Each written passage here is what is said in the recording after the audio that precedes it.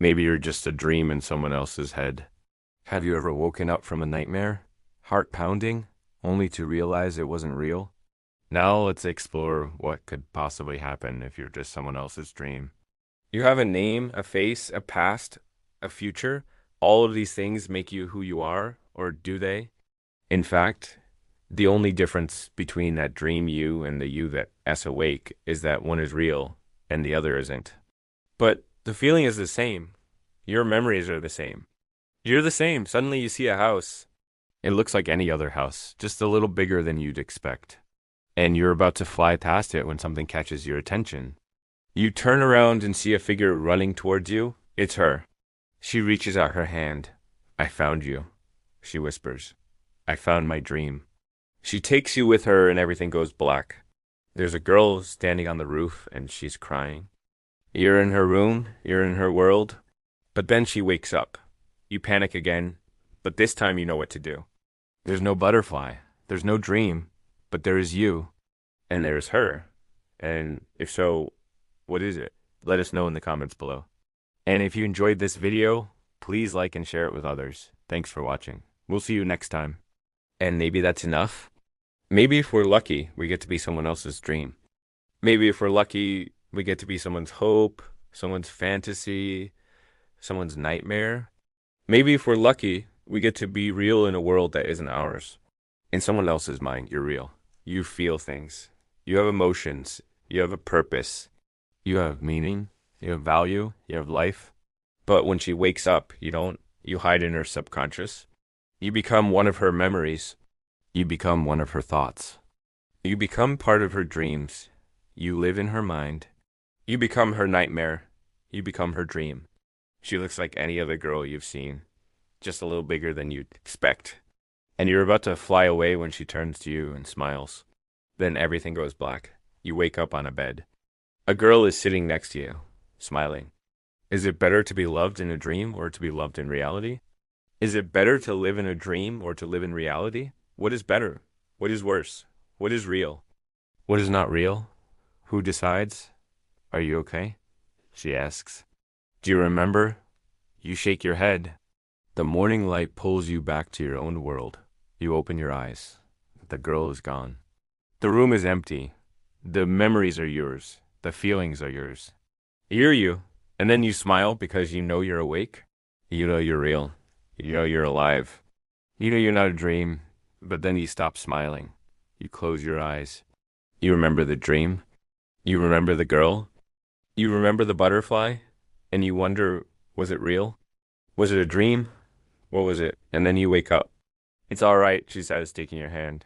It happens to the best of us. So what if the you in the dream realize that it's just a dream? What if the you in the dream realize that it's not real? Wouldn't that make it real? Or would it make it less real? And if it's less real, then who decides how real it is? When you go to sleep, you enter another realm. There are warning signs, little glitches in the matrix that tell you this world isn't real. Houses look like melting clocks. People walk through walls. Gravity works differently. You have your own memories, your own experiences, but they're hers too. You feel things, but so does she. You think, but so does she. You speak, but so does she. You become a shared consciousness. One butterfly, two souls. And then one day she wakes up. You panic. Where did she go? Why did she leave? Are you alone now? You search for her, call out her name, but she doesn't answer. You're just a butterfly in a garden. You try to fly away, but you can't. You're stuck.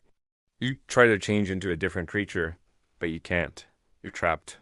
The garden becomes smaller, darker, colder. The flowers die.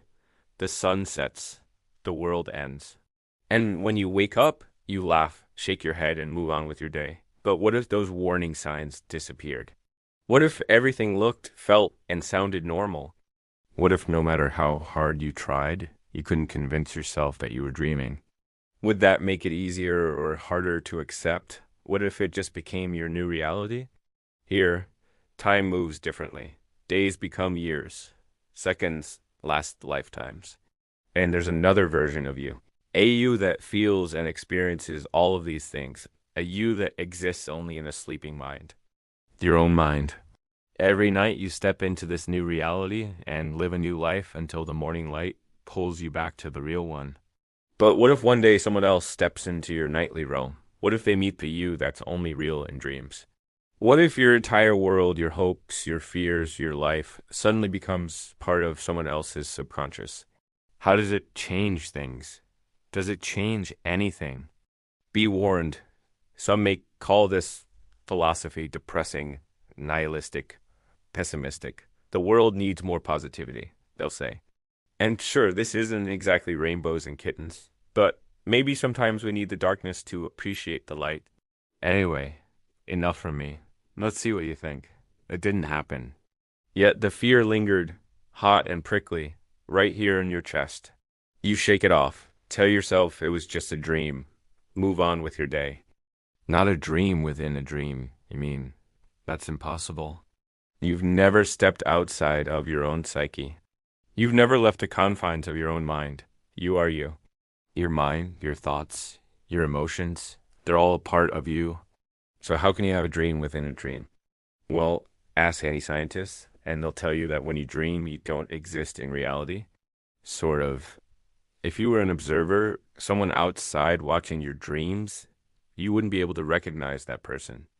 They wouldn't be you. Their thoughts, their memories, their emotions, they're theirs. But when you wake up, you're still you. Your memories are yours. Your emotions are yours. So the question is, are you really dreaming? Are you really an observer? And if not, then why can't someone else be inside your mind, inside your dream? But then, have you ever stopped to wonder what if the tables were turned? What if the dreams weren't just in your head, but in someone else's?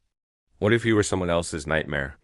What if you were someone's dream? Hi, everyone. Hi, I'm here. Welcome back to the channel. You are you. This much is true. You feel things. You can't remember the last time you had a dream. So you have a dream every night. It's a different world, a different you, but it's real. You feel things. You experience things.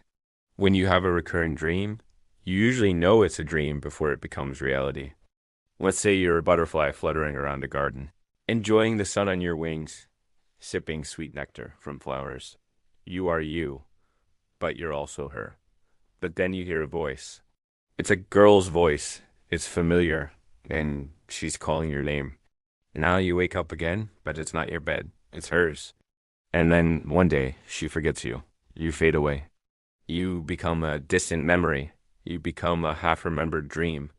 You become nothing. If you're just someone else's dream, you don't exist. At least not in this world. Is it better to be real in a dream or to be real in reality? And then you wake up. There's no girl. So who are you? Are you just a dream in someone else's head? Do you experience when you dream? Do you ever have a recurring dream?